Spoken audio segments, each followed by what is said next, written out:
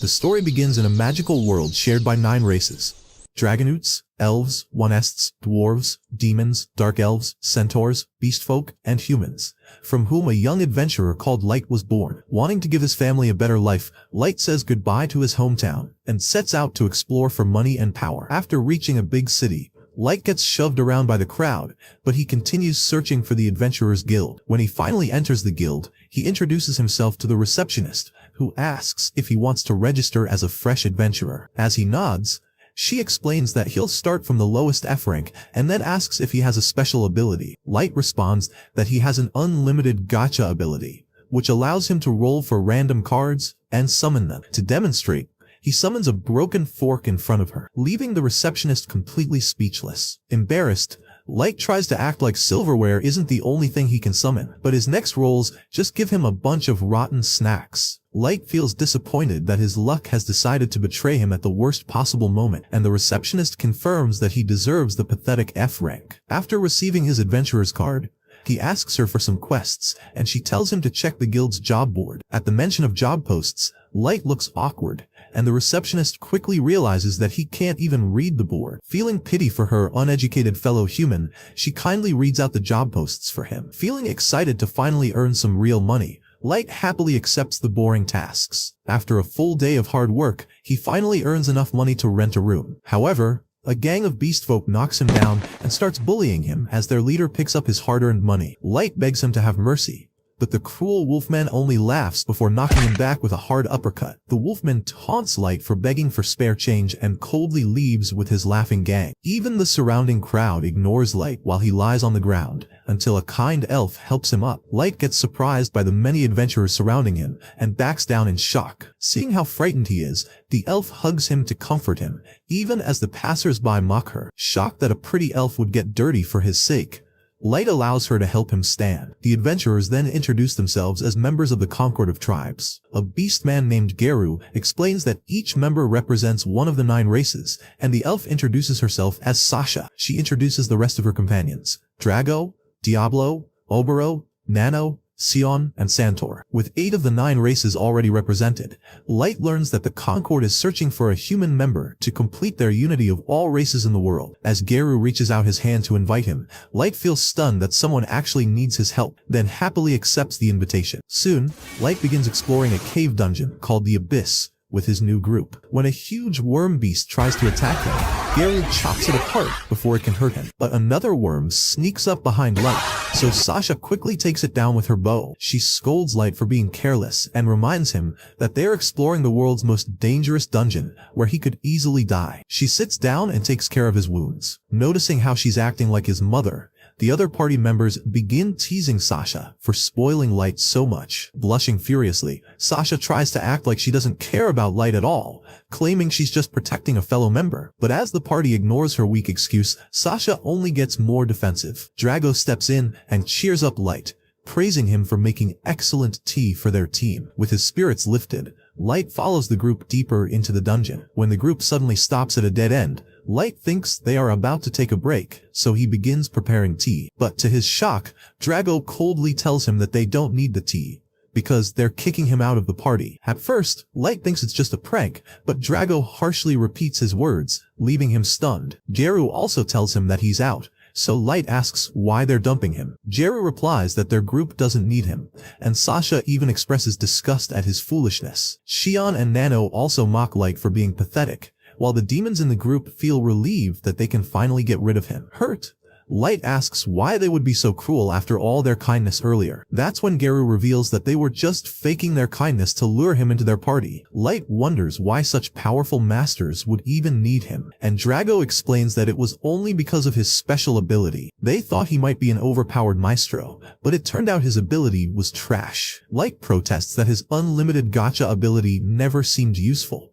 and Geru mocks him further, saying that as a talentless human, he is just dead weight. Shocked and devastated, Light realizes they were only using him and that it took them this long to finally dump him. Meanwhile, Sasha feels relieved, saying she can now marry her master instead of ending up with the pathetic human boy. Overwhelmed by this shocking betrayal, Light barely has time to react before Drago tells Geru to finish him off. Light suddenly realizes the danger he's in, but as he sees their hostile stares, He understands they plan to kill him to prevent him from ever getting stronger and seeking revenge later. Jeru slashes his cheek with his claws, and as Light looks at the blood flowing, the rest of the party watches coldly. Light tries to run, but Sasha shoots an arrow at his leg to prevent him from escaping. Struggling in pain, Light collapses, and Geru takes pleasure in his suffering by kicking him hard in the stomach before brutally beating him. Sasha finally stops him, reminding him that Light's death needs to look like an accident. But Geru only raises his claw for a final strike. As Light desperately crawls, wanting to live, Geru finds joy in watching him struggle. Suddenly, Light's hand presses against a teleportation trap. Drago yells for Geru to kill him before it activates,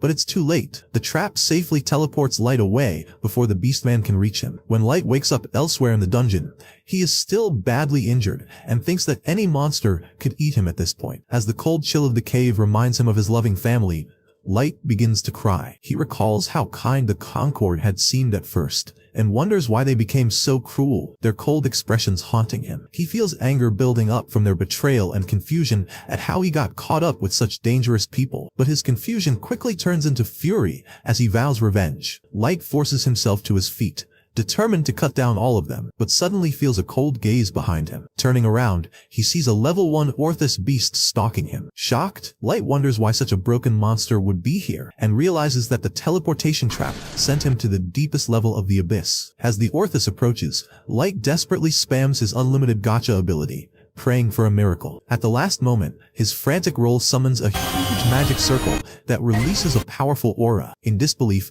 Light watches as the Gacha summons an ancient fairy. Recognizing Light as her master, the mysterious fairy easily chops the monster apart before gracefully landing in front of him. With a flick of her hands, she clears the mess and then humbly kneels before Light, healing all his wounds with her magic. She even apologizes for healing him without permission, saying she couldn't bear to see him injured. Light introduces himself, still in disbelief that he managed to summon the most overpowered fairy in the world. The fairy, captivated by his name, repeats it lovingly before swearing complete loyalty to him. Not knowing who she really is, Light asks for her name. She reveals that she is May, the level 99,999 ever-seeking maid, a super ultra-rare card from his gacha. Light can hardly believe it, saying that his gacha only ever produced junk, and there's no way he pulled such a powerful being. But May insists that he completely deserves her, and begs him to accept her. Seeing her pitiful face, Light finally agrees, and May thanks him tearfully. She then asks to examine his gacha ability, revealing that she has the appraisal skill. With his permission, her glowing eyes examine him, and she discovers layers of hidden protections. May explains that the gacha only seemed useless before because Light was in areas with little mana. But here in the abyss, where mana is supercharged, the gacha absorbed it and boosted his chances of pulling rare cards. She explains the full ranking system of the cards, from extra rank and super ultra rare down to normal and error. Light still doesn't fully understand, so May clarifies that on the surface, he could never summon anything good because there wasn't enough mana. She praises him for figuring out the gacha's true potential by entering the abyss, even though it was extremely dangerous.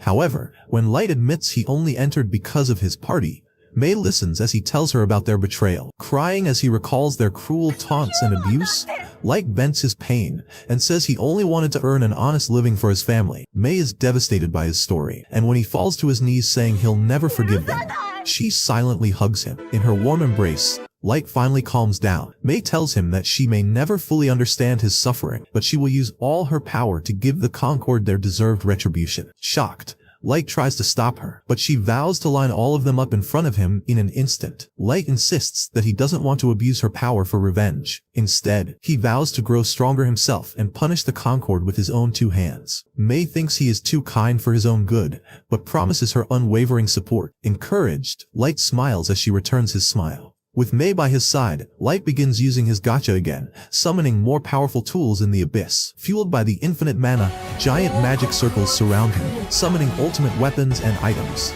With May watching faithfully at his side, Light begins the first step of his journey, building his empire in the darkness of the abyss, ready to rise stronger than ever before. 3 years have passed since that fateful day, and now Light rules over hundreds of maids inside a grand palace that he built himself. May, as she promised on the day she met him, is always by his side. All the maids seem completely smitten by him, cheering whenever he walks by, their faces lighting up with joy whenever he notices them. While Mei tries to keep them in line and tells them to behave properly, Light leaves the castle and heads toward the bustling local market. The townspeople immediately recognize him. One of the vendors calls him over for breakfast, while others approach him to complain about a shortage of snack foods in the country. Light smiles and promises to handle the problem soon, but Mei quickly interrupts, telling him not to concern himself with such trivial matters. She insists that she'll personally ensure the logistics issue is resolved as soon as possible. Listening to her, Light realizes that he will have to create a new logistics system altogether,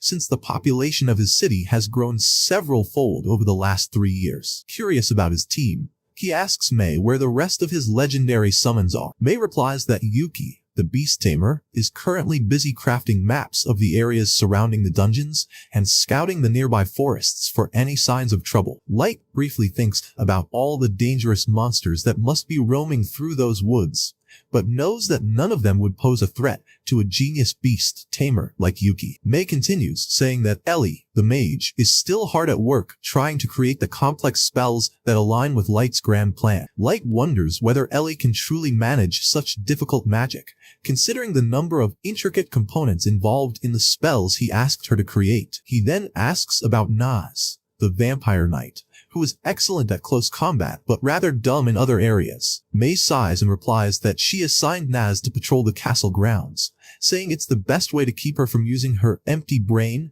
and getting herself into any kind of trouble. Light laughs softly at that, saying he doesn't really mind her antics. After all, she makes life around the castle far more entertaining. Soon, they return to the castle where Jack, the last of Light's 4 legendary summons, calls out to him, asking if he's ready for some training. Mei looks slightly annoyed and sternly tells Jack that he should address Light properly as master. But Jack, being the kind of person who doesn't care about such formalities, completely ignores her. Light tells Mei that it's fine since he considers Jack more like an older brother than a subordinate, and he decides to join him for training. Inside the training grounds, both of them take their stances, and with a sudden burst of speed, Light rushes forward and lands a solid punch right into Jack's rock-hard abs, pushing him backward with surprising force. Jack grins, impressed by Light's power, and comments that any normal adventurer would have died from a hit like that. But since he's built like a tank, he can handle it easily. They clash again, meeting in the middle of the ground as their fists collide with tremendous force before backing away from each other. Light immediately follows up with a rapid barrage of strikes, which Jack dodges skillfully. Meanwhile,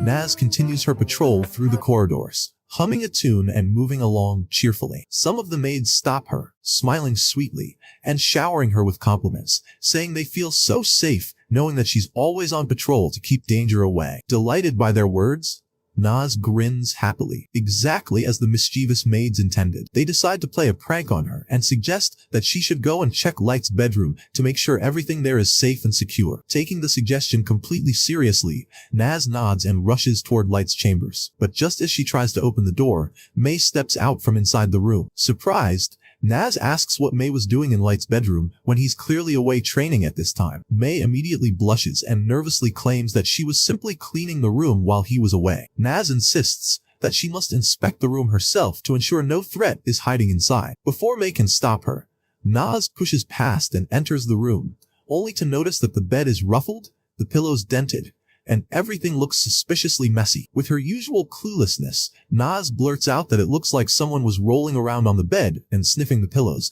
then innocently asks if Mei intentionally made it look that way. Thinking quickly, Mei decides to turn the situation in her favor and confidently replies that it's her special bed-making style. Naz looks impressed and immediately asks if she can learn how to do that as well, but Mei refuses, claiming it's a personal trade secret. Before Naz can ask more questions, she suddenly remembers that the maids had given her a message to deliver to Mei. She takes out a parchment and hands it over. Reading it, Mei realizes that the maids are revolting against her because she always monopolizes the task of cleaning Light's bedroom and never lets them do it. Trying to stay composed, Mei tells Naz not to worry about it and that she'll handle the issue herself. To keep Naz quiet about what just happened, Mei hands her some spare coins as a bribe. Ecstatic, Naz skips away happily, heading straight to the market to spend her newfound fortune. After looking through various stalls, she finally decides to treat herself to fluffy pancakes and a glass of fresh milk. Feeling pleased, she marches back toward the castle,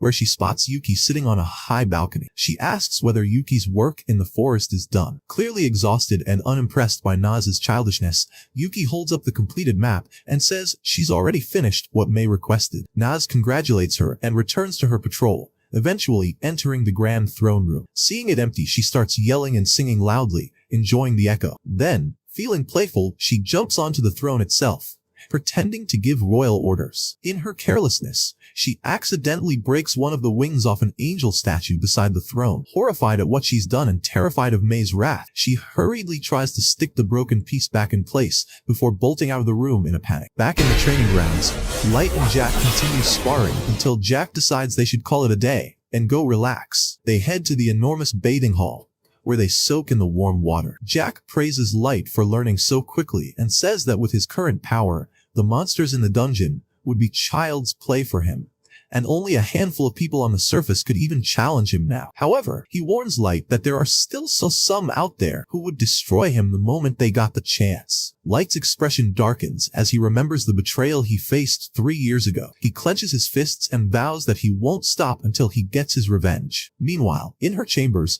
Mei summons the 4 troublesome maids and reads their letter aloud. The maids freeze in fear, unable to speak. They quickly apologize, claiming that the letter was only meant to show support because they know how overworked Mei is. Mei coldly tells them to stop worrying about her work and focus on their own. She denies their request to clean Light's chamber and instead punishes them by ordering them to clean the long hallway leading to the throne room by hand. The maids gasp in horror, protesting that the hallway is too long, but Mei insists they do it, saying it will keep them busy while she's away on a mission with Light. Later, Naz is outside a shop window, staring at a shiny new gauntlet that she desperately wants but can't afford. While she's daydreaming, Ellie appears and asks what she's looking at. Naz points to the gauntlet and then asks Ellie why she's back so soon, since she was supposed to be supervising the new construction project. Ellie smiles and says the construction is going smoothly, so she decided to sneak in a short break. The two soon start bickering, as usual, arguing about who is closer to Light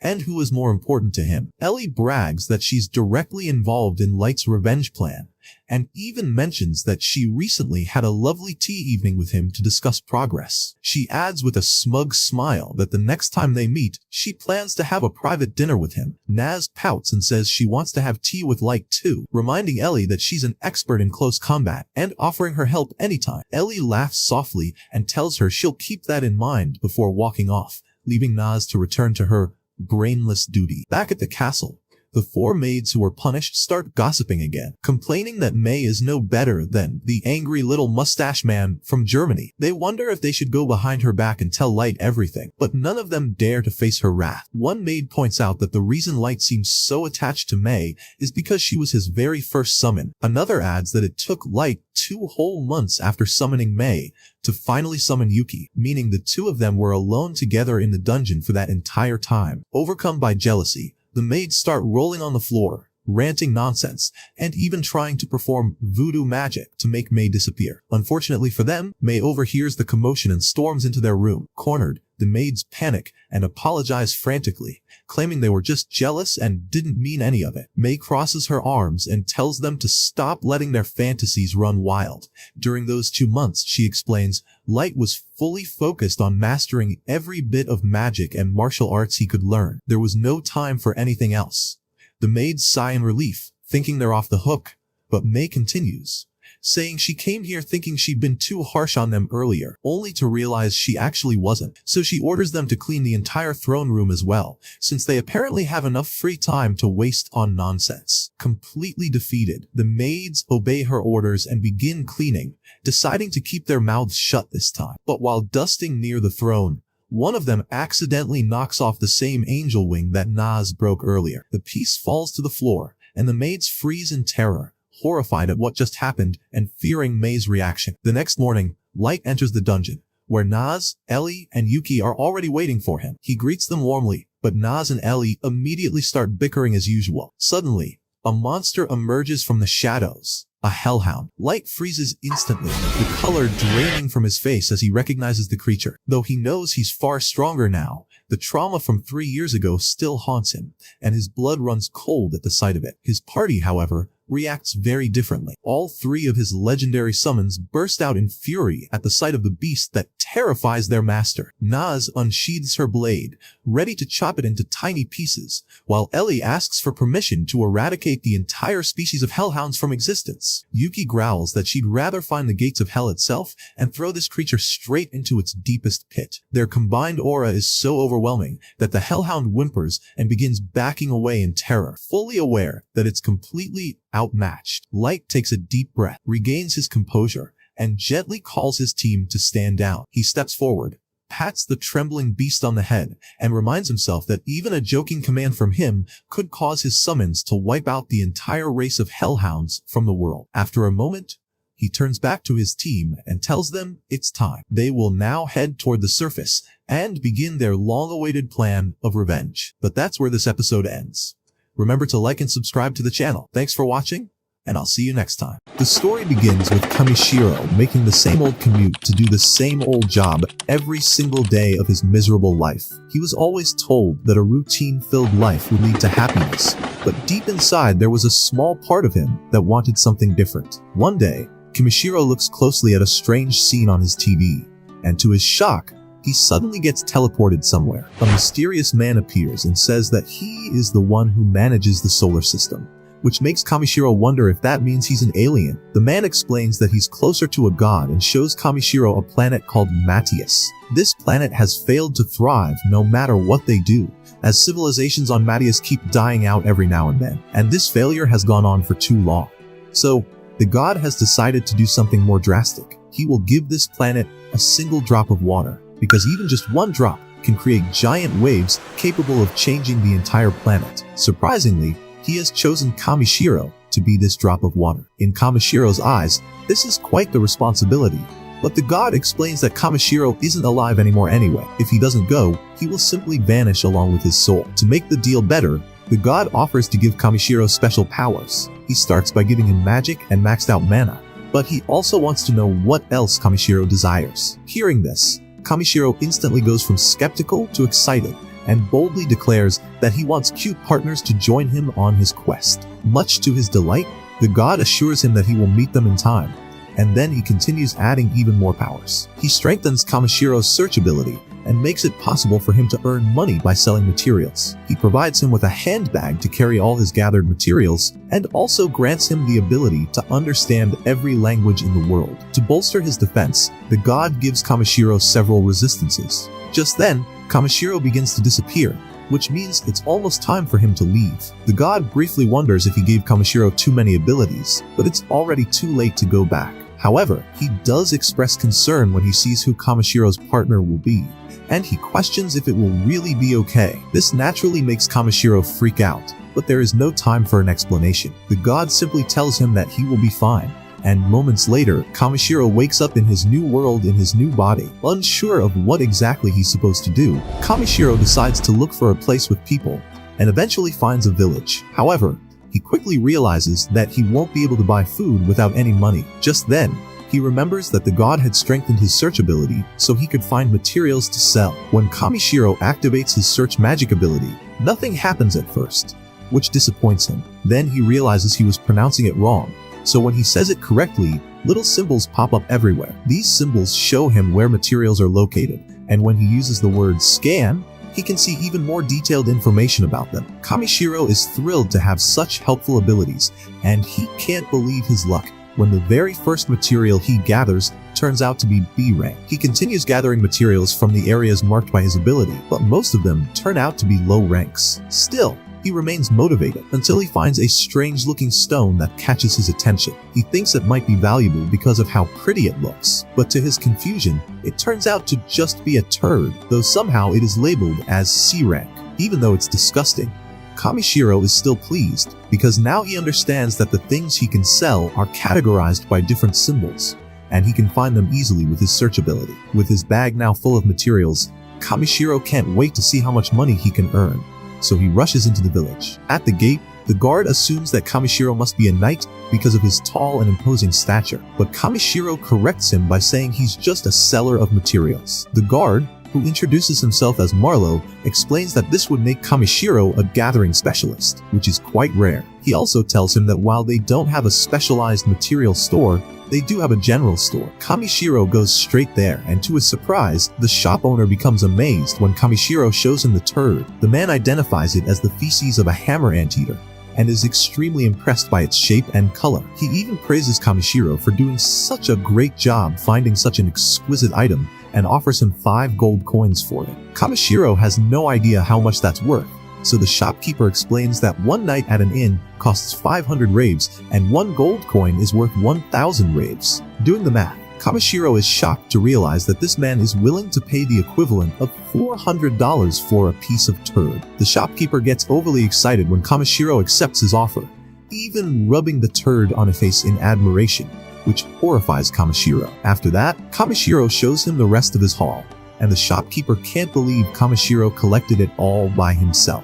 He wonders why someone would bring such great items to a shop in the middle of nowhere, and Kamishiro simply says that he enjoys traveling while gathering different materials. Impressed by his skills, the shopkeeper asks him for a favor. There's some mythal ore located in a nearby mountain, and he wants Kamishiro to retrieve it for him. Always up for an adventure, Kamishiro accepts, and the shopkeeper pays him 360,000 raves for all of his items.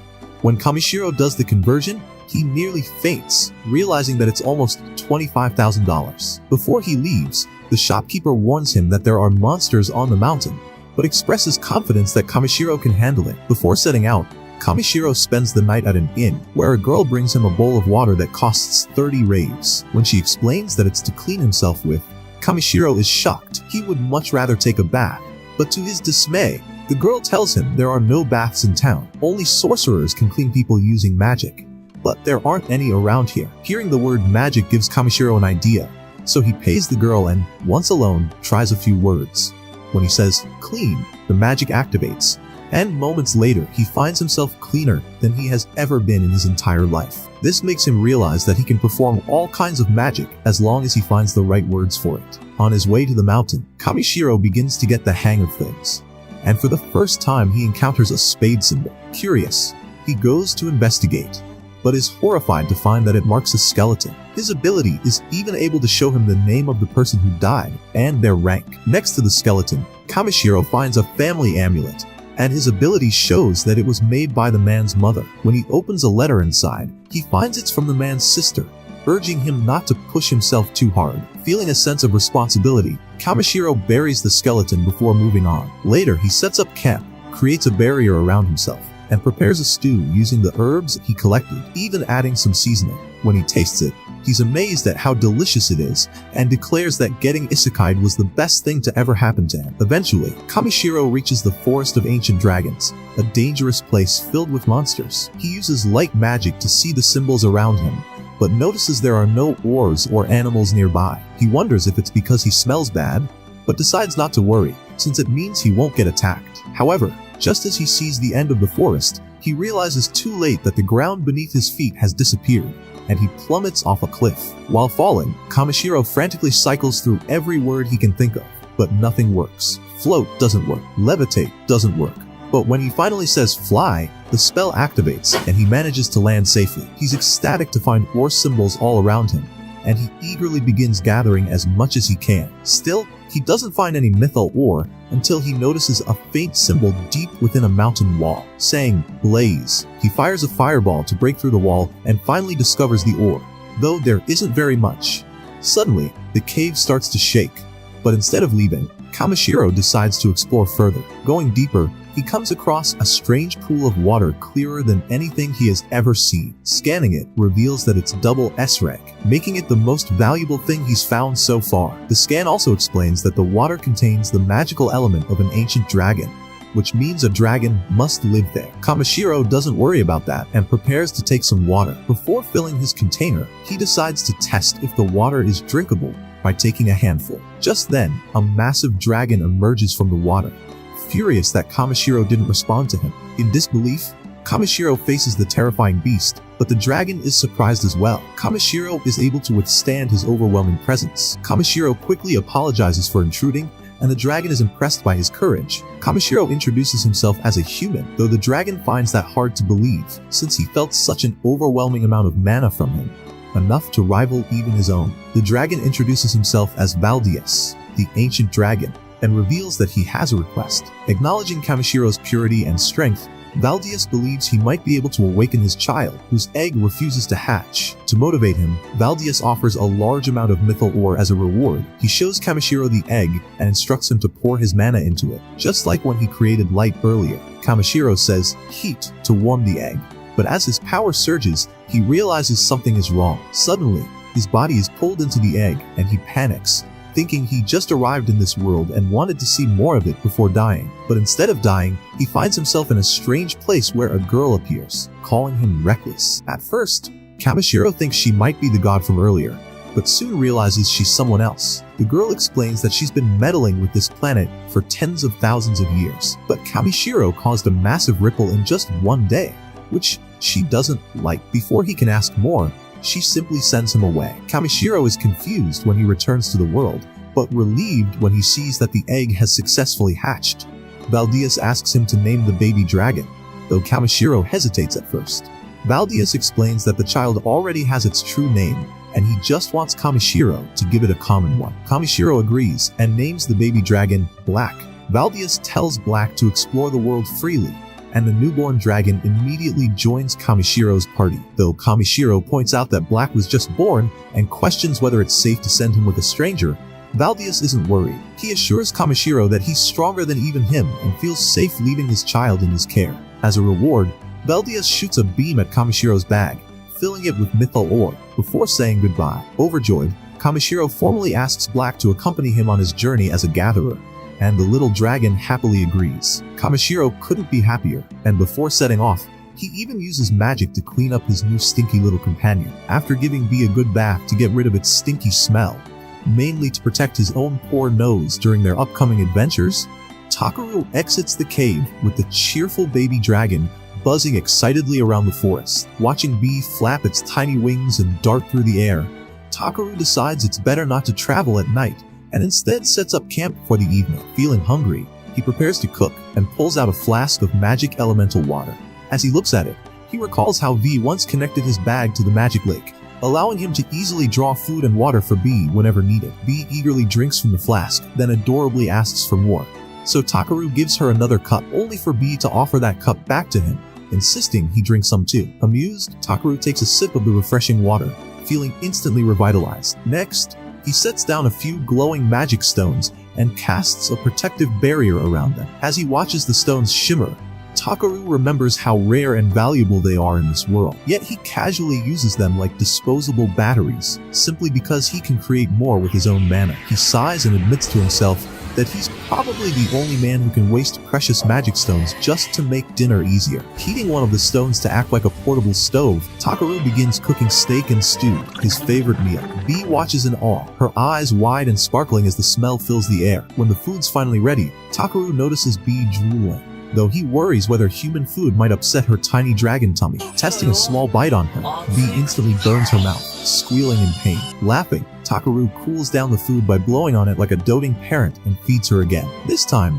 Bee eats happily, tail wagging as she fills her belly and curls up in satisfaction. Watching the little dragon roll around lazily, Takaru wonders aloud why she doesn't seem sad about being separated from her father. In response, Bee simply hugs him, or rather, wraps around him with her tiny wings, and Takaru smiles, realizing she's genuinely happy living with him. Curious about her potential, he checks her stats and nearly chokes when he sees that this supposedly baby dragon already ranks as a powerful B-class creature with multiple elemental abilities. Still, Takaru reminds himself that even strong kids need guidance, so he scolds her gently, warning her not to do anything dangerous. Midway through his lecture, Bee falls asleep, snoring softly. Takaru sighs and wonders whether the space manager paired him with a reptile partner just to test his patience. The next morning, Takaru climbs up the mountain and returns to the forest, pleasantly surprised at how peaceful it looks in daylight. While Bee plays nearby, he uses his search skill to find herbs to sell, but before long, Bee flies back trembling with fear. Activating his detection skill,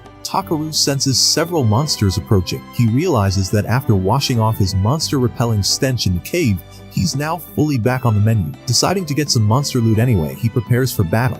And almost immediately, a ferocious rock falcon screeches behind him. Takaru turns, unimpressed, calling it adorable compared to that nightmare meatball from last time. Spotting the bird's plump body, he grins and mutters, "Guess we're having KFC tonight." As the falcon charges, he forms an ice shield and fires sharp icicles, turning the giant bird into a neatly frozen chicken dinner. Then come the serpent wolves. Lean, fast, and very bitey. One lunges at him, but Takaru activates his speed enhancement skill, leaps into the air, hardens his legs with mana, and delivers a skull-crushing kick straight down. The others fall just as fast. When a sneaky wolf tries a back attack, Takaru casually knocks it away with one hand, muttering that even Earth's mosquitoes were more annoying. After collecting meat and monster materials, he senses even more enemies nearby and groans.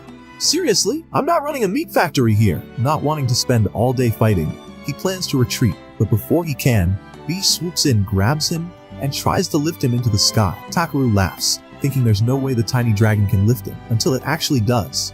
Shocked, he quickly casts a weight reduction spell to make the flight easier. B flaps furiously, rocketing upward, and before Takaru can say NASA, they're soaring through the clouds. "Too high! Too high!" he shouts, and B, taking it literally, panics and drops him. Thankfully, he lands safely, waking up with B licking his face. Looking around, he realizes she's flown them completely out of the forest. He praises her speed and strength, but gently reminds her not to overdo it next time, since he's not as durable as she is. Delighted by the praise, B tries to hug him, and instead headbutts his stomach. As they continue walking toward Tormi Village, B notices a strange branch in Takaru's hand. He explains it's the Yggdrasil branch, an SS-rank legendary artifact he's had since his first day in this world. Sadly, it's been inactive this whole time, but when B blows a puff of smoke on it, the branch glows to life. Takaru stands frozen, wide-eyed, as the dormant relic awakens. Excited, he holds it up like a staff, and jokes that he finally looks like a proper magician instead of a wandering herb seller. Suddenly, a growl echoes from the forest,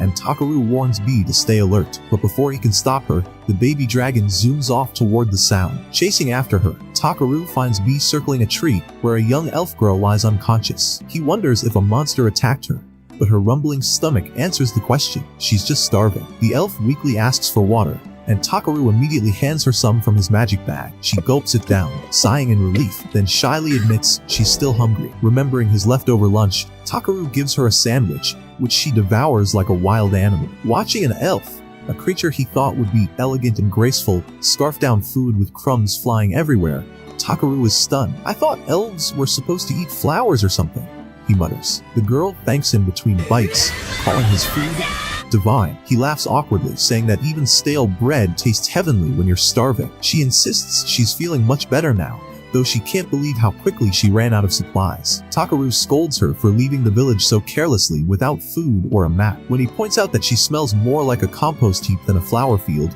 the elf gasps in outrage and storms off, embarrassed and offended. After she disappears into the trees, Takaru shrugs, muttering, "Guess I'm not getting invited to the Elf Kingdom anytime soon." He gathers more materials on his way out of the forest, and soon spots a carriage approaching. As it nears, he notices it's pulled by an elegant E-rank unicorn horse. The driver, a friendly man named Poron, greets him and asks what he's doing out here alone. Takaru explains he's heading to Tormi Village on foot, which surprises Poron. His wife Eliza and their 2 kids peek curiously from inside the carriage. Seeing the staff in his hands, Poron assumes Takaru's a magician, but he waves it off, saying he's just a gatherer. Impressed, Poron insists he join them on the ride to Tormi. At first, Takaru refuses, worried his size will break the carriage, but the kids beg him to come. Giving in, he sits at the back, though his huge frame makes the entire cart wobble slightly. Poron laughs, teasing him about his size, while his kids giggle non-stop. Feeling embarrassed, Takaru apologizes, but Poron assures him it's no problem and says he's glad to help a fellow traveler. When Poron's daughter Yunan offers Takaru a handmade gift, he's touched and asks why they trust him so easily. Their son Kin proudly explains that if Takaru were dangerous, their magical bell would have alerted them. Looking at the enchanted item, Takaru quietly thinks he could make one even better. Soon, B starts moving inside his bag, making strange noises. The kids hear it and ask what it is, so Takaru awkwardly admits it's a pet. Eliza tells him it's fine. Adventurers often travel with tamed monsters, so he lets B out. The children immediately fall in love with the adorable black dragon, petting her non-stop. Poron and Eliza are speechless. Dragons are incredibly rare, Yet here's one sitting on their laps. To hide the truth, Takaru lies that she's just a normal black dragon. Definitely not an ancient one. The family assumes he's a dragon knight, but Takaru laughs, explaining that he simply found and hatched a random egg. Poron nearly drops his reins in shock, exclaiming that hatching a dragon egg alone is practically impossible. Curious, Takaru asks Eliza how rare dragons are, and she explains that even dragon knights are rare, but real dragons are nearly mythical. Takaru grins, thinking it's just like one of his favorite RPG quests come to life. Later that night, they stop to rest. Takaru sets up a protective barrier using magic stones, and Poron feels relieved knowing no monsters can get close. B patrols the area like a tiny guardian, making the family feel even safer. When Eliza starts preparing dinner, Takaru offers to cook instead. Pulling out his portable cooking set from his bag, the kids gasp in awe, thinking it's magic. But Takaru chuckles and says it's just bottomless storage. Soon, the delicious aroma fills the camp, and everyone eagerly digs in after Takaru gives the signal. The kids are instantly delighted, while Eliza praises the flavor. Poron stays silent for a moment, shoulders trembling, until he bursts into tears, snot running down his face, crying, This is real food! He wails about all the bland dried meat he's been eating on the road, making everyone laugh, including Takaru, who can barely breathe from giggling. After dinner, Poron takes out a guitar and strums a cheerful tune while Eliza sings softly beside him. The kids dance around, and Takaru joins them, playing with B and laughing freely for the first time in ages. Watching the warm family share music and joy under the starlit sky, he remembers his lonely life back on Earth. Feeling deeply grateful, Takaru looks up at the shimmering night and thinks that maybe, just maybe, this icy sky world has given him a new chance at happiness. With B curled up beside him, softly snoring, Takaru lies back, smiling at the stars, ready for whatever adventure tomorrow might bring. In a world where every child is blessed by the goddess with a powerful class, warriors, mages, healers, and more, one boy stands out for all the wrong reasons. When RL turns 10, instead of receiving a divine blessing, he gets nothing. Branded as classless in a world that worships power, everyone thinks he's destined for failure. But what they don't know is that RL's classless status hides something beyond imagination. He's more powerful than anyone could ever dream of. This is the story of the boy who was born with no class, but infinite power. The story begins with a boy called RL sitting with his family for lunch. RL's father feels surprised by how calm his son is, saying that he couldn't sleep at all, thinking about what hero class his son would get. His mother also exclaims that she is excited, while his older sister feels confident that her brother will outshine all of his classmates. Their mother agrees with her daughter, thinking that her son will attract all the girls with his charm, which makes Errol's sister suddenly worry that he might be taken away from her. However, Errol is more in touch with reality than his family, believing that he will just turn out to be another average guy. In Errol's world, hero classes are gifts from a higher being, granted to youngsters when they turn 10, allowing them to specialize in various skills. Once it is time for the blessing ceremony, all the students gather in school, and a priest begins with the first boy. He puts his hand on the boy's forehead, and the boy quickly sees an image of fire and hammers, confirming that he will be a blacksmith. The boy runs back to his father, beaming with joy, and then the priest starts to work on all of the remaining students one by one. Finally, once it is Arel's turn, his sister says with excitement that he will get a special blessing for sure. Arel walks up to the priest while his family cheers proudly for him. People around them start whispering in envy about Arel, believing that he will get advanced classes like his parents, Farah and Leon, who are known as the Sword Princess and Archmage. Once Arel gets close to the priest, he closes his eyes and focuses his mind, but he fails to see anything. The priest feels surprised that he doesn't have a blessing, and then announces that Errol is a rare case of a classless hero. Errol's family instantly loses their excitement, thinking that they got completely scammed, and that his fate is ruined as a talentless failure. The very next day, Errol begins practicing ordinary swordsmanship. His parents assure him that they will not kick him out of the house. Errol tells them that he is doing fine and just doesn't want to be a freeloader, while his sister promises that she will keep supporting him no matter what. Seeing how concerned his family is, Errol once again reminds them that he has always been practicing swordsmanship with his mother, so he can still be useful despite not having a class. However, deep inside, he thinks that his mother is an awful teacher because she always blows him away in training with her incredible strength. As he finishes his explanation,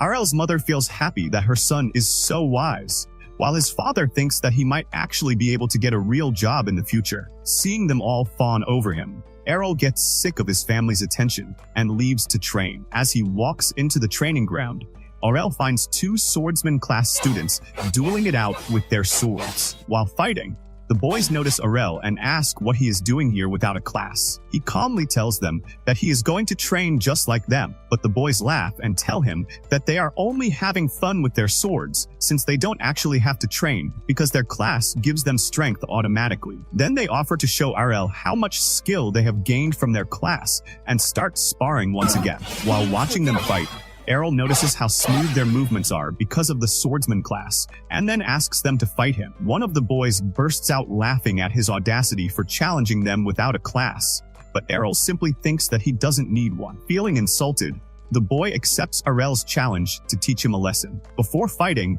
the boy asks Errol to make sure he still has the protection blessing, which is a temporary shield everyone gains at birth that recharges when the user isn't receiving damage. Errol nods and confirms that he won't lose his life to the boy's powerful attacks and tells him to get ready for the duel. Enraged by his constant taunting, the boy charges at Errol and swings his sword, but to his shock, Errol easily parries it. Then Errol dodges another slash before locking the boy in a parry. The boy's partner thinks he is just having fun and tells him to finish the match quickly, but the boy tells him that Arel isn't so easy to fight. As they continue trading parries, the boy realizes that he can't beat Arel on his own, so he cheats and asks his partner to gang up on him. The other boy jumps at Arel from behind, but he senses the attack and dodges it at the last second. Watching the two boys argue with each other, Errol realizes that their class doesn't help them with teamwork, and he swoops in to finish them both off. The boys notice him coming, but suddenly Errol vanishes from their sight before appearing under one of them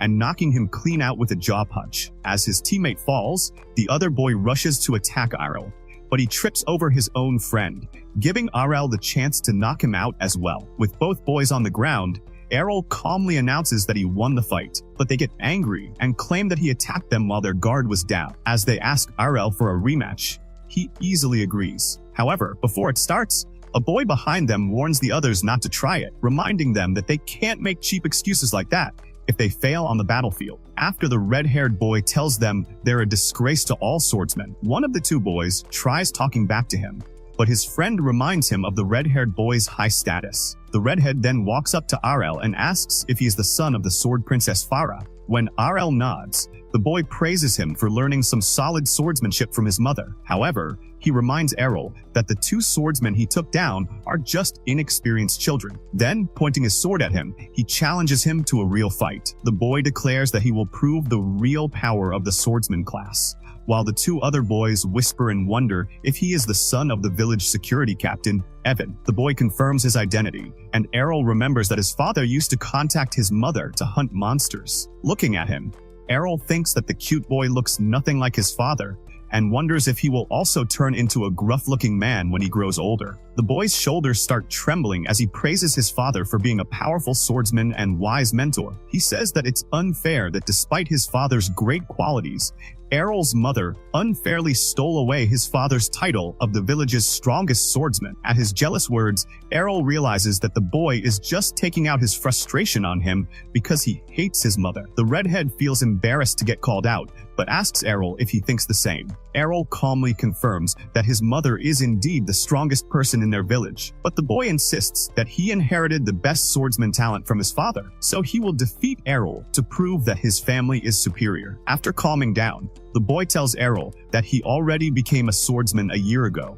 and has been training hard under his father ever since. With his dedicated practice, the boy thinks he has no chance of losing. However, Arel reminds him that he also received guidance from his powerful mother, so he's not going to lose against him either. Both boys raise their swords to begin the fight, and the redhead attacks first. Arel parries his attack and strikes back, and the two engage in a fierce battle. Watching them exchange blows, the other two boys feel shocked that Arel is keeping up with the redhead despite being classless. Watching the boy swing his sword, Arel admits that he is much stronger than the other two, but he notices that his moves are driven by anger. Arel waits for him to slip up and then attacks once he gets an opening. However, the boy suddenly unleashes a twin slice skill, which drives Arel back into a wall. The redhead feels surprised that his first slice was blocked, but he notices that Arel got injured by the second. Finally losing his calm, Errol asks about the boy's ability, and the boy explains that it is a swordsman class skill that can't be blocked by someone classless. However,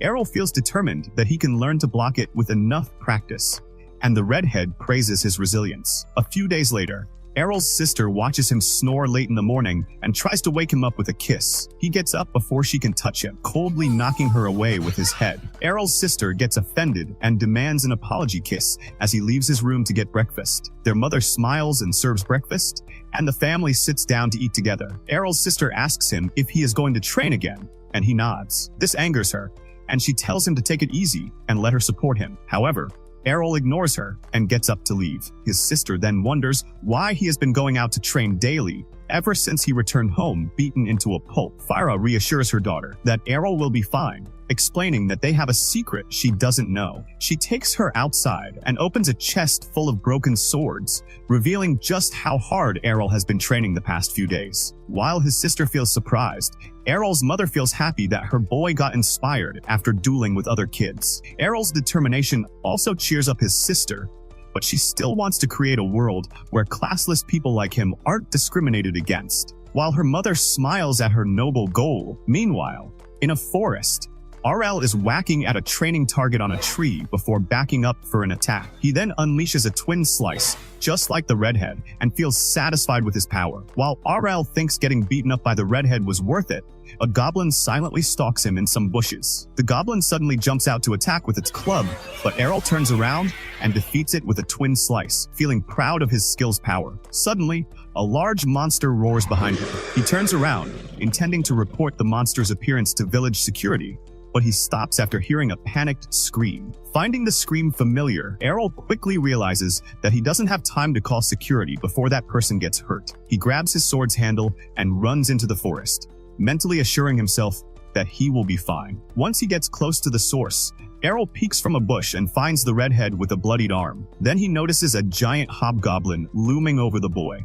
and wonders why it appeared. Errol then realizes that the redhead was also practicing like him and defeated some wild goblins, which must have attracted the leading hobgoblin. While the hobgoblin backs the boy into a corner, Errol gets behind it and prepares to launch his attack from the best angle. Errol takes a deep breath to prepare, and the redhead thinks it's all over for him. The hobgoblin raises its club for the finishing blow, but suddenly, RL cuts it down with a twin slice attack. After the monster falls to the ground, Errol thinks that he has finally mastered the technique's footwork. The redhead tries to walk but stumbles into Errol's arms. Noticing that the boy lost his protection blessing, Errol asks if he has any holy water to heal his wounds. The boy silently looks at his smashed water bottle on the ground, so RL offers him his own holy water. After he drinks it, his wounds disappear, and the redhead feels annoyed by how strong RL has gotten. Errol notices that his energy has returned, and the boy thanks him for his water before asking again about his powerful skill. Errol calmly reminds him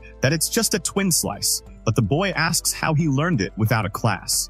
Knowing that ordinary people can't learn special skills, Errol explains that he pushed his training to the limits for this one. The redhead feels confused, so Errol explains further that he learned the skill by adjusting to its timing and footwork. Then Errol tells the redhead that he was the most important resource since he helped him understand the skill after beating him up dozens of times with it. While the boy feels overwhelmed by this information, Errol tells him that he's been training the twin slice skill specifically to defeat him in their rematch. Feeling impressed by Errol's dedication, the redhead accepts his rematch challenge. Errol asks him if he's sure, but the boy tells him that it's the least he can do after he saved him and healed his wounds. Errol feels surprised that he knows how to repay favors, and the boy feels insulted by his low opinion of him. Soon, both boys get ready with their swords and begin their duel with a twin slice at the same time. While feeling shocked that RL blocked both of the slices, the redhead suddenly gets hit by a surprise attack. He wonders what it was, and RL tells him that he added a third slice. The redhead reminds RL that it's called twin slice, but RL explains that because he didn't get a predefined skill from a class, he can mold his technique into whatever he wants. He reveals to the boy that this was his first time successfully using the third strike, which leaves him even more frustrated. The redhead thinks that a swordsman's skill isn't supposed to lose to anyone, so Errol tells him that he'll prove it in another match. Both boys raise their swords again, and the redhead calms down, thinking that he has a speed advantage over Errol, as both of them unleash their twin slices. The redhead watches carefully for Errol's third slice. However, the third slice's speed still catches him off guard and knocks him down despite trying to block it. Errol points his sword at the defeated boy and tells him that this result was only to be expected. The redhead asks him why his third strike is so fast. So Errol explains that he actually learned the trick from him. Errol reveals that he controls his first 2 strikes to be slower, and then applies all of his strength to the third strike to catch his opponent off guard. Feeling completely outclassed, the redhead gnashes his teeth in defeat, and Errol walks away victorious. A few days later, as Arel's family is having dinner, Farah reveals that Evan's son has left to train at Brea. Surprised by this news, Errol asks what Brea is, and his mother explains that it is the City of Swords. She tells him that she used to train at a guild there before her marriage, and Errol feels excited to visit the city and explore his full potential as a classless hero. 5 years later, an older Errol was traveling to Brea City on a carriage. As they passed through a dense forest, the carriage driver informed everyone that they would soon reach Brestia after climbing a hill. Inside the carriage, a woman asked her fellow passengers if they were all headed to the same place. A barbarian swordsman responded coldly, clearly annoyed. The woman, confused by his tone, asked why he was so angry. The barbarian pointed at her revealing outfit and called it trashy, but the woman quickly defended herself, explaining that wearing less clothing was better for her dual swordsman class. Both swordsmen began arguing, their tempers flaring, until the carriage driver interrupted to comment on how powerful their advanced classes must be. But suddenly, the driver stopped the carriage in alarm. A horde of wild orcs had appeared in front of them. He turned to the 2 swordsmen and told them to prove their power. However, all their earlier bravado vanished as the orc king stood up before them. Terrified, the 2 swordsmen froze. A commoner lady inside the carriage grabbed a boy's arm in fear, but the boy shoved her away and ran for his life. The woman followed him in panic, and soon even the carriage driver decided to flee. But Errol stayed calm. Quietly stepping forward, he drew his sword and dashed straight into the horde of orcs. The driver stopped in disbelief as he watched Errol tear through the monsters with incredible speed. He recognized Errol's blink dash skill immediately, but as more orcs surrounded the young man, the driver thought Errol wouldn't make it out alive. Then, before anyone could blink, Errol spun like a tornado, slicing through all the orcs in one swift, graceful motion. The driver was left speechless. He realized that Errol's technique was the legendary blade dance, a skill known to belong only to the Sword Princess, a female class. How could Errol, a man, use that technique? In front of the stunned onlookers, Errol dodged the Orc King's massive weapon, jumped over its head, and drove his sword straight through its skull. The monstrous creature fell lifelessly to the ground. After finishing the battle, Errol returned calmly to the carriage and asked the driver to take him to Brea. The driver was astonished by his strength, saying Errol was already too powerful. But Errol simply replied that he wanted to get even stronger. A young passenger, excited by what he had witnessed, asked Errol about his class. To everyone's shock, Errol revealed that he was completely classless. It turned out that 5 years earlier, Errol had shown his mother the twin slice skill he had learned from a red-haired warrior. His mother thought she was dreaming, but Errol explained that he could learn skills even without having a class. Then he asked her to teach him the Sword Princess techniques before he left for Brea to train more seriously. His mother had been starstruck by his talent and couldn't stop bragging to the rest of the family. Errol's dream ended abruptly when the carriage driver woke him up. They had arrived in Brestia. As he stepped out, Errol noticed many swordsmen around him, including several advanced ones. Curious, he asked the carriage driver about his own class. The driver acted modest, claiming to be just a normal man, but Errol pointed out that the driver had perfectly recognized his swordsman techniques, which meant he was strong himself. Feeling caught, the driver admitted that he was actually an advanced holy knight. Errol asked why someone so powerful was driving carriages, and the man explained that whenever he got tired of battle, he took breaks doing simple jobs. Errol nodded, understanding that even great warriors needed rest. Before leaving, the driver advised Errol to join a sword guild to start building his career. He told him about the many tournaments in Brea where he could win good money and reputation, but warned that he'd need guild membership to participate. Errol agreed, eager to test his skills against stronger opponents, and thanked the man. After the driver left, Errol entered the bustling city and found 2 guilds recruiting new members.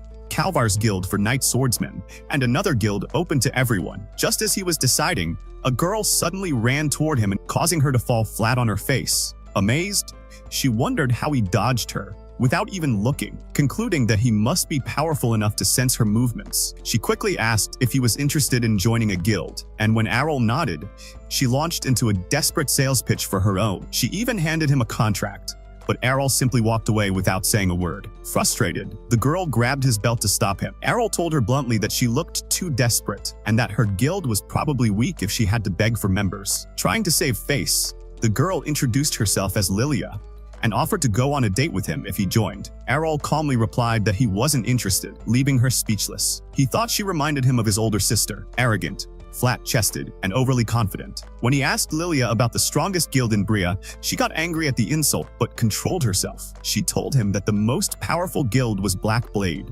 boasting 8 A-ranked swordsmen. She even gave him directions to their headquarters. Errol went straight there and approached the entrance. A guard asked his business, and Errol said he wanted to join. The guard told him to take a test and led him to a registration line. When it was his turn, the receptionist explained that only advanced classes could apply. Errol said he was classless, and the man burst out laughing, telling him to leave. The other swordsmen in line whispered among themselves, mocking him. Calmly, Errol asked to take the test anyway, confident he could pass, but the receptionist refused.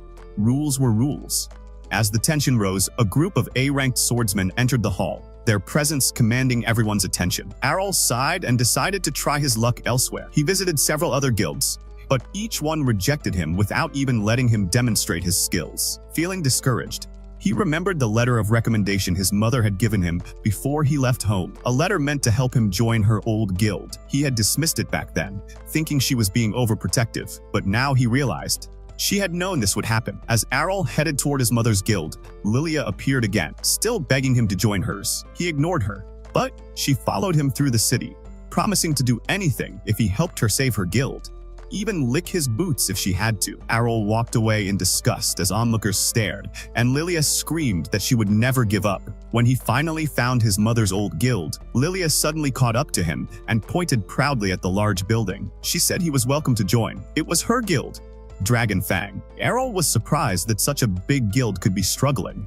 and Lilia explained that they had fallen from their past glory. Still, she was determined to restore the guild's reputation, founded by none other than the legendary Dual Swords King. Hearing that name, Errol remembered that his mother had once been a member of Dragon Fang in her youth, so he agreed to check it out. Inside, Lilia led him to a seat. Suddenly, a drunk man stumbled out from behind a sofa. It was her father, the Dual Swords King himself. Lilia scolded him for drinking, reminding him that the doctor had forbidden it and that they couldn't afford alcohol anyway. But her father ignored her and told Errol to leave, saying the guild was doomed. Errol noticed the man's missing arm and realized why his fighting days were over. Lilia sadly explained that her father had once been one of the top swordsmen in Brie, but his career ended after losing his arm. She assumed Errol would refuse to join such a failing guild, but to her surprise, he agreed. Overjoyed, Lilia quickly brought him a contract to sign. As he handed it back, she noticed his class field was blank. At first, she thought it was a joke,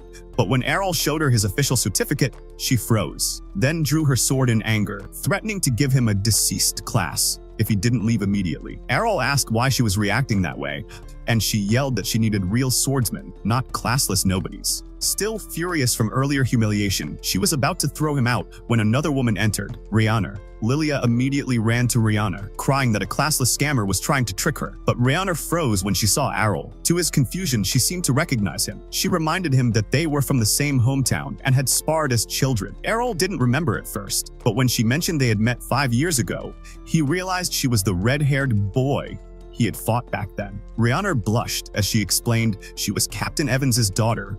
She had just looked different then. Errol apologized for not recognizing her, and perhaps unintentionally complimented her appearance, saying he'd never forget a beauty like her. Embarrassed, Rihanna's face turned bright red. Lilia asked her if Errol was really the same classless boy who had defeated her, and when Rihanna nodded, Lilia couldn't believe it. Rihanna, still bitter from her old defeat, challenged Errol to a rematch. They went to the training ground, where Lilia acted as referee. Rihanna began with her twin slice attack, and Errol thought he could easily block it, but the blade slipped through his guard and struck him. Rihanna dropped her sword and explained that it was 5 times heavier than normal, so his counter technique wouldn't work. Her brute swordsman class also gave her enhanced attack power. Errol was impressed by her progress, but realized that fighting her head-on would lead to defeat. Rihanna kept attacking, determined to prove herself. Errol noticed how she was revealing her fighting style and asked why. She said she didn't care. Beating him was worth it. Smiling, Errol told her she couldn't hit him with her speed. Rihanna charged again, but her strikes hit nothing but air. Errol had vanished. A moment later, he appeared behind her and struck her neck lightly. Shocked, she realized he had used the shadow step, a supreme swordsman technique. Errol explained it casually, saying it was just about moving fast. Rihanna found his explanation irritating, but he assured her it had taken years of practice. The duel continued until Errol realized his attacks weren't piercing her defense barrier. Rihanna smirked, explaining that her brute class also gave her boosted defense. She tried to land another hit, but Errol countered smoothly and disarmed her, using a counter technique he said he learned from his mother. Rihanna fell to her knees. Defeated, Lilia declared Errol the winner. Rihanna felt crushed, tears forming in her eyes as Errol praised her growth, but admitted he was still stronger. She burst into tears and ran off, while Lilia yelled at Errol for making her cry. Confused, Errol insisted he was only complimenting her. From inside, they could hear Rihanna sobbing about losing even after 5 years of hard training. Later, Lilia accepted Errol as a member of Dragonfang, her tone suddenly cheerful and respectful. Errol noticed her complete change in attitude but ignored it. When he asked why the guild was in decline, Lilia awkwardly whispered that they were in debt, a huge one. She explained that they could pay it off by winning an upcoming tournament, but they needed at least 3 members to participate. Errol asked about Rihanna, and Lilia said that when Rihanna first arrived in Brea, every big guild had rejected her, but Lilia's father had taken her in. Out of gratitude, Rihanna had stayed loyal to them ever since. Errol nodded and smiled, confident they could easily pay off the debt by winning. But Lilia was nervous. The tournament allowed up to 5-member teams, and they only had 3. Despite her worries, Errol was thrilled. He said that fighting powerful opponents was the reason he came to Brea in the first place. The next day, Errol wakes up in a strange bedroom, but quickly remembers that he's now living at the Dragonfang Guild. After stepping out of his room, he greets Lilia and Rihanna, who are sitting at the table. Lilia smiles and asks if he slept well, and Errol nods, admitting that it's been a long time since he's slept in a proper bed. As they talk, he notices that Rihanna is completely silent and wonders if she's still upset about losing to him. Before he can ask, Lilia interrupts his thoughts with exciting news. She reveals that they're finally eligible for the guild tournament. Bursting with enthusiasm, she proudly announces that Dragonfang is officially signed up and ready to compete. Curious, Errol asks if the prize money will be enough to pay off their debts, and Lilia nods, explaining the competition rules. She tells him that to win, their team must eliminate all members of the opposing guild. Hearing this, Rihanna looks uneasy, worried that they'll be at a disadvantage since they have fewer members. However, Lilia remains optimistic, pointing out that it's unlikely they'll face any A-ranked swordsmen and that they have 2 B-ranked swordsmen of their own. Errol gets confused by the ranking system, and Rihanna scoffs, calling him ignorant. Lilia then patiently explains that swordsmen are ranked from D up to A, depending on their strength. She adds that there are only 20 ranked swordsmen in the entire city of Brea, and that both she and Rihanna are ranked B. Even though Errol managed to defeat Rihanna, Lilia doesn't suspect him of being ranked, since the power gap between B and A ranks is enormous. Suddenly, Lilia remembers that the battle pairings for the competition are about to be announced and rushes out to check them. After she leaves, Rihanna gets up to go train, and Errol stops her, asking if she's really a power bladesman. When she confirms it, he asks whether she has other skills aside from her main class. Rihanna explains that she has a unique ability called Guts, which enhances her protective barrier. Intrigued, Errol asks her to teach it to him. Taking her by surprise, he grabs her hands, and Rihanna blushes, thinking he's being romantic, only for Errol to suddenly ask her to beat him up with her sheathed sword. She stares at him in disbelief as he insists that they can grow closer together through this kind of training. Embarrassed, Rihanna refuses, saying she's not into anything that weird, but Errol quickly clarifies that he's trying to learn her guts ability by enduring attacks. He believes that if the ability increases endurance, then the best way to learn it is to get beaten up repeatedly. Rihanna reminds him that her skills can't simply be copied, they're blessings from the goddess herself. However, Errol points out that he managed to learn both the twin slice and shadow skills through observation, and Rihanna falls silent. She eventually agrees to take him to the training grounds. When they arrive, Errol asks to try lifting her heavy sword. Rihanna is shocked when he effortlessly draws it from its sheath. amazed by his strength. Errol explains that his strength comes from countless hours of training and determination, and he's confident that he can learn the guts ability if he keeps pushing himself. Seeing his dedication, Rihanna finally acknowledges his effort and agrees to train him, warning that she won't go easy on him. Flustered when he compliments her, saying he's glad to have such a strong woman from his hometown, she readies her sword and begins the harsh training session. While they train, Lilia suddenly rushes into the field in a panic. She's nearly in tears as she announces that their first opponent in the tournament will be none other than the Black Blade Guild, the strongest guild in the entire city. Knowing that their leader George is a ruthless and manipulative man, she fears that he'll show them no mercy. Despite that, she steels herself and decides that they'll fight with everything they have. As she speaks, she notices Rihanna repeatedly hitting Errol and assumes they're fighting because of bad teamwork. Rihanna quickly clarifies that it's just training, but Lilia doesn't believe her, thinking Rihanna is venting her frustration. Exhausted and bruised, Errol groans about being hungry, but Lilia insists he take some holy water first. Days later, the tournament finally begins. Errol is awestruck by the Grand Colosseum and the enormous cheering crowd.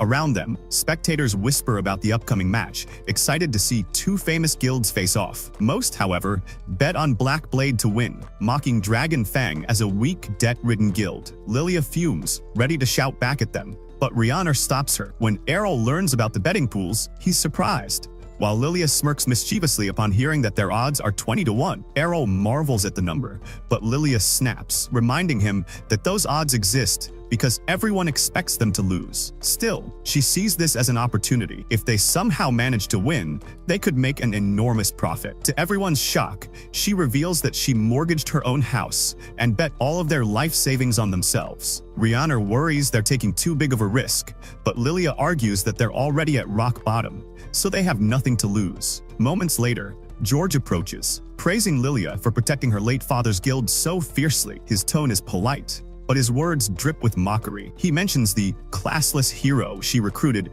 and pretends to feel sorry for her guild's decline. He smugly admits that he arranged the match himself so the public could enjoy watching the old strongest guild fall to the new one. George jokes that he even gave her a chance to make money off the bets, laughing because he knows she stands no chance against his A-ranked swordsman. Furious, Lilia vows they'll win no matter what. After he leaves, Errol comments on how George disguises his insults with sweet words. Soon, the announcer begins introducing the teams, and the crowd roars as the first match is called. Black Blade's Geo versus Dragon Fang's classless Errol. As Errol steps into the arena, the spectators whisper, mocking Dragon Fang for sending a weakling to be humiliated. Geo, confident and bored, draws his weapon.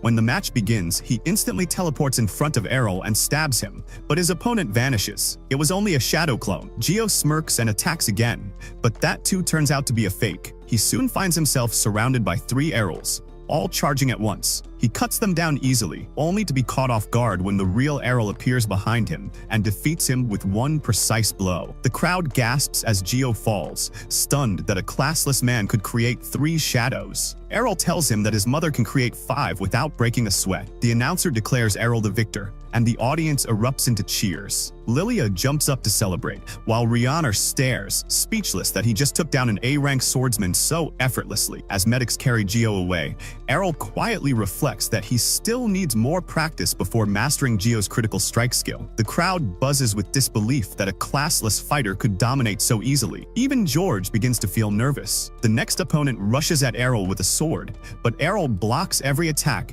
and finishes him off with a twin slice. His next challenger tries using close combat daggers, but Errol slips behind him like a ghost and knocks him unconscious. Lilia and Rihanna can barely believe he's won 3 straight matches. When Rihanna asks why Lilia isn't fighting, she laughs nervously and says there's no need.